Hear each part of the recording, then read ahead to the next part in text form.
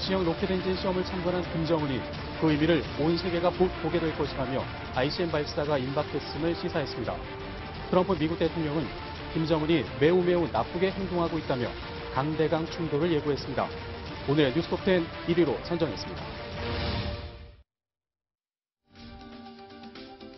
네, 오늘의 1위 소식, 북한의 ICBM 카운트다운 신형 엔진 실험 성공 소식과 관련해서 저희가 집중 분석해 보겠습니다. 주말 동안 김정은 신형 엔진 실험에 성공했다고 아마 뿌듯하게 있었을 겁니다. 저희 뉴스탑10이 김정은의 심정을 개그우먼 정일랑 씨가 대변해서 영상으로 꾸며봤습니다. 함께 보시겠습니다.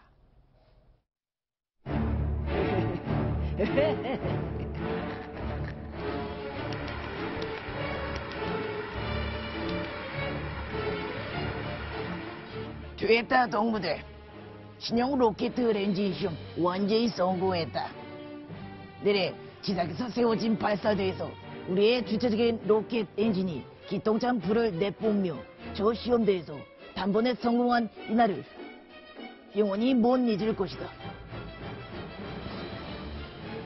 로켓 공업 발전에서 대비약을 이룬, 그러니까 오늘이 보자 3월 18일 특별히 오늘을 3.18 혁명이라고 칭하겠다.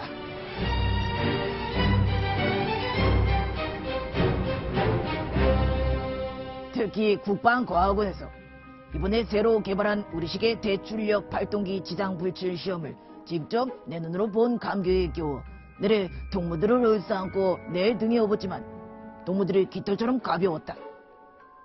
오늘의 시험 성공은 거대한 승리이자 혁명이다.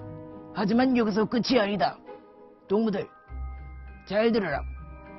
앞으로 우리의 힘과 기술로 각기한 용도의 위성들을 더 많이 제작 발사하여 우리나라를 가까운 몇 해 안에 정지 위성 보유국으로 만들어야 할 것이다.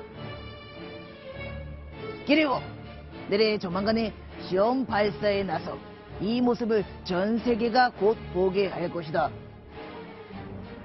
미 제국주의자들, 앞으로 무슨 일이 벌어질지 두 눈으로 똑바로 뜨고 지켜봐야 할 것이다.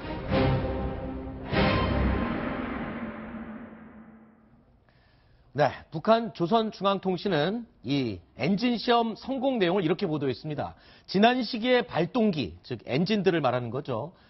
지난 시기의 발동기들보다 비추진력이 높은 대출력 발동기를 새롭게 연구 제작하고 첫 시험에 성공했다라고 보도했습니다. 자, 그러면 지난 시기의 발동기와 지난 주말에 실험을 한 발동기 어떻게 다른지 한번 사진으로 보면서 설명을 들어보겠습니다. 이정훈 위원님, 네. 화면 보면서 좀 설명을 해주시죠. 자, 이게 2016년 4월에 엔진 실험을 한 사진이고요. 이게 북한에서 다 공개한 겁니다. 2016년, 2017년 지난 3월 18일 영상입니다. 거꾸로 좀 설명을 드려볼게요. 네. 이번에 한 거가 지금 뭐 정확한 거는 북한이 알겠죠. 저게 지금 저기 엔진 위에 올라 있는 건 가려놨지 않습니까? 네. 불꽃을 보고 해야 되는데 지금 저 불꽃이 4개가 내려오고 주변에 3개가 있는 걸 보여요. 하나는 뒤에서 안 보이겠죠. 그러면은 지금 현대 로켓은요. 네. 옛날에는 아폴로 쏠 때 보게 되면 1단을 크게 만듭니다. 네. 2단을 그 위에 작은 거, 더 네. 작은 거 3개. 3개의 로켓을 만들어 결합해갖고 쐈거든요. 그러다 보니까 그 중에 하나만 실패해도 다 터집니다. 네. 현대는 어떻게 하는가 하면 중간 거 하나만 잘 만들어가지고 최종 거 하나만 잘 만들어서 맨 밑에 하는 걸 한 10개를 묶어서 1단으로 하고 네. 2단에서는 뭐 한 3개를 묶고 마지막에 하나 써. 이런 개념으로 가니까 하나만 잘 만들어서 대량 생산하면 가격이 떨어지죠. 네. 북한이 그런 개념으로 가는 것 같아요. 그렇군요. 그래서 그 잘 맞는 걸 하나를 4개를 묶어서 1단을 만들고 이번에는요. 그다음에 그 옆에다가 보조 엔진인 부스터를 단 걸로 보이고요. 그 전에 2016년으로 9월 달로 가게 되면 보조 엔진 4개가 없는 상태에서 그 4개만 클러스터링 한 것만 쏜 것 같고, 불 켜본 것 같고, 저거는 그 4월 달에는 그 1개짜리, 그것만 킨 게 아닌가 그렇게 보고 있습니다. 자, 이 그림을 제가 다시 한번 비교를 해보겠습니다. 이 불꽃의 길이와 두께, 색상을 한번 잘 비교를 해보십시오. 일단은 2016년 4월의 로켓 불꽃은요, 뭐 세게 나오기는 있습니다만 최근의 불꽃들과 비교해보면은 약간 끝이 호롱호롱 하면서 좀 약한 듯한 느낌입니다. 그리고 한 줄기고요. 근데 2016년 9월 5달 뒤에는 물론 한 가닥 불줄기가 나오기는 하지만 5개월 전보다는 굉장히 곧바르고 길게 세게 나옵니다. 근데 지난 주말에 실험한 그림을 보면 자세히 보면 4줄기가 아주 굵게 나오고 있고요. 길고 아주 힘찹니다. 자, 그리고 불꽃의 색깔이 점점점 진해지고 있는데, 자, 불꽃의 농도, 색깔의 농도가 진해진다는 것 어떤 의미가 있는 건가요? 그러니까 추력이 더 강해지는 거죠. 추력이. 네, 북한이 2016년도 9월 달에 발표했을 때 뭐라 했냐면 80TF 힘을 낸다 그랬고, 네.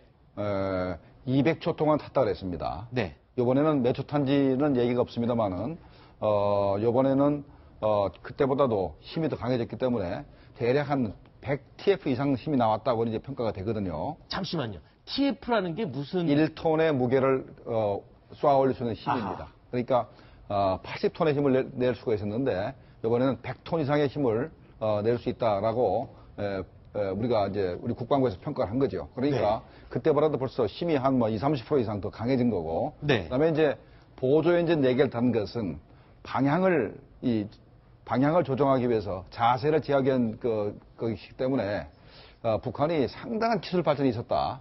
지난 세월 동안에 기술 발전이 있었다 그렇게 평가할 수밖에 없습니다. 그렇군요.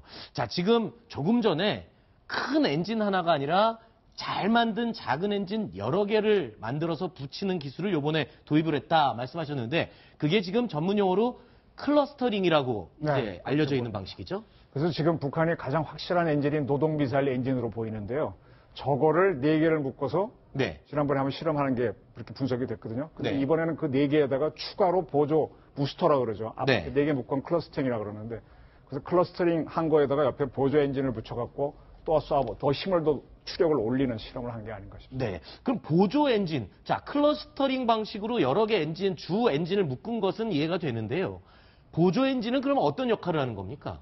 그러니까 클러스터는 힘이 부족하기 때문에 네. 여러 개를 묶어서 힘을 더 내려고 그런 것이고 네. 근데 보조 엔진은 미사일 자세를 제어하기 위한 기술이라고 얘기를 하는데 그럼 정확도와 관련이 있겠군요. 그렇죠. 앞으로 이제 상당히 자기들 마음대로 미사일 방향을 조정할 수 있다 이런 얘기인데 네. 이번에는 100TF 힘을 냈다는 것은 클러스팅을 안 해도 얼마든지 대륙간 탄도탄을 쏠 수 있다는 얘기입니다. 네. 작년에 광명성 4호를 쐈을 때 노동미사일 힘이 27TF였어요. 네. 그걸 4개를 묶어서 108TF로 쐈는데 네. 또 자체 무게가 많이 나가지 않습니까? 네. 근데 100TF만 낸다 하더라도 클러스팅을 안 하고도 일단은 위성을 갖다가 500km 궤도에는 올릴 수가 있습니다. 자, 100톤을 쏘아 올릴 수 있는 힘을 가진 엔진이면 500kg짜리 위성을 올릴 수 있는 500km까지. 500km까지. 근데 지난번에는 위성을 한 200km짜리를 올릴 수 있었어요. 네네. 그러니까 힘이 좀 부족하죠. 네. 만약에 1톤을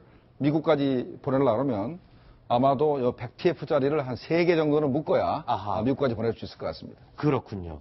자, 그러면 이렇게 새로 개발한 엔진을 가지고 위성이라고 하면은 일단 위성 올리는 것으로 끝날 텐데 이게 이제 ICBM, 즉 대륙간 탄도미사일이다 그러면 이제 어떤 식으로 날아오는지를 한번 그림을 보면서 설명을 들어볼까요? 네.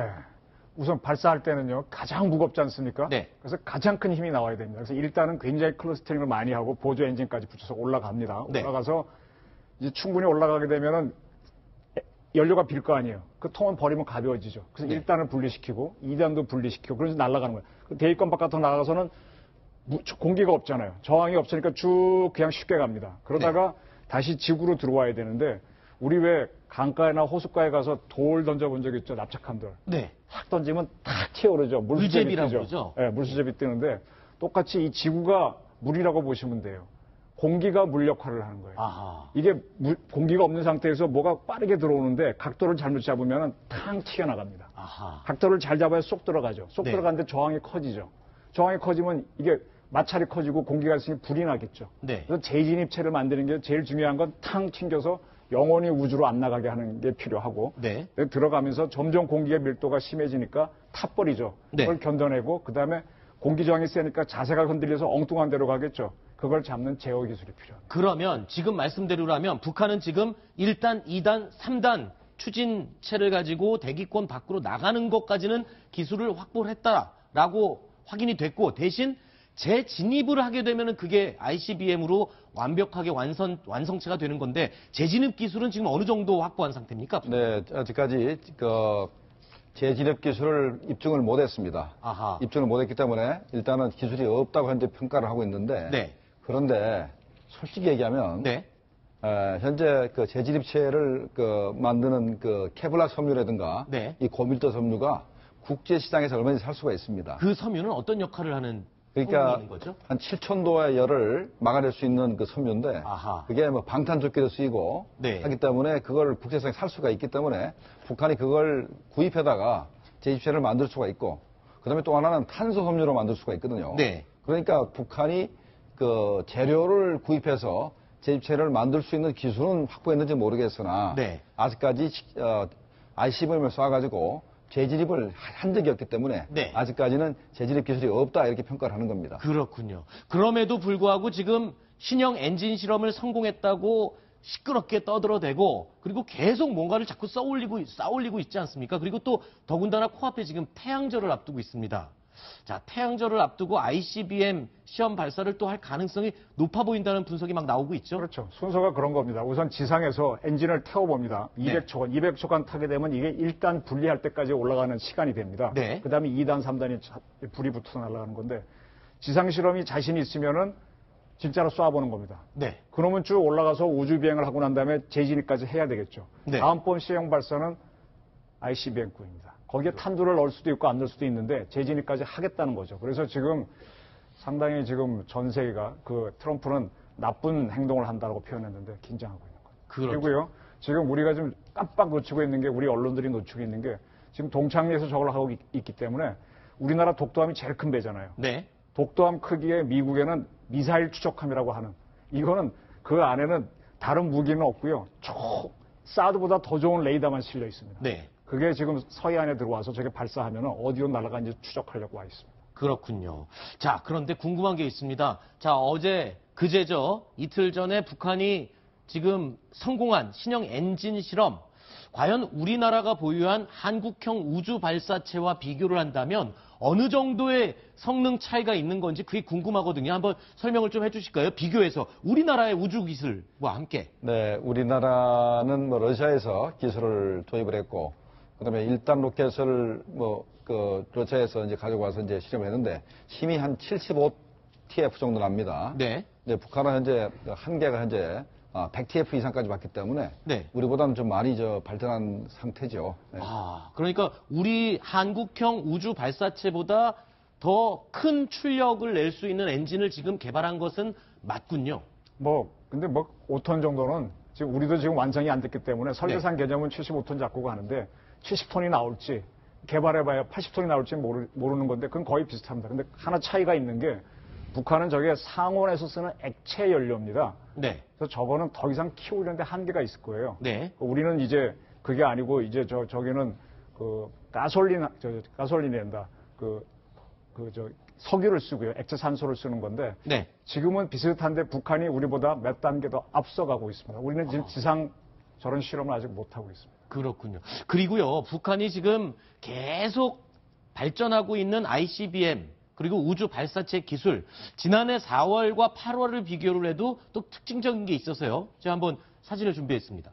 지난해 4월과 8월 사진인데 똑같은 북극성입니다. 그런데 여기 주변에 아무것도 없어요. 근데 넉 달 뒤에는 톱니바퀴 같이 여러 개의 깡통들이 이렇게 옆에 나란히 붙어 있습니다. 이거는 어떤 차이가 나는 건가요? 네, 북한이 저걸 그리드라 그러는데 네. 저 그리드를 달기 전까지는 미사일이 폭발을 많이 하고 실패를 많이 했습니다. 네. 자세 제어도 제대로 안 되고. 자세 제어. 네, 그래서 저걸 다른 다음부터 자세 제어도 되고 이제 자기들이 원하는 목표 지점까지 미사일을 쏠 수가 있었습니다. 그래서 저래 가지고 해발고도 1,400km까지 올렸지 않습니까? 네. 그러니까 저 그리드를 단 다음에 상당히 재미를 많이 봤죠. 그랬군요. 자, 지난 주말에 성공한 신형 엔진, 우주 발사체 엔진에 대한 이야기를 좀 해봤습니다.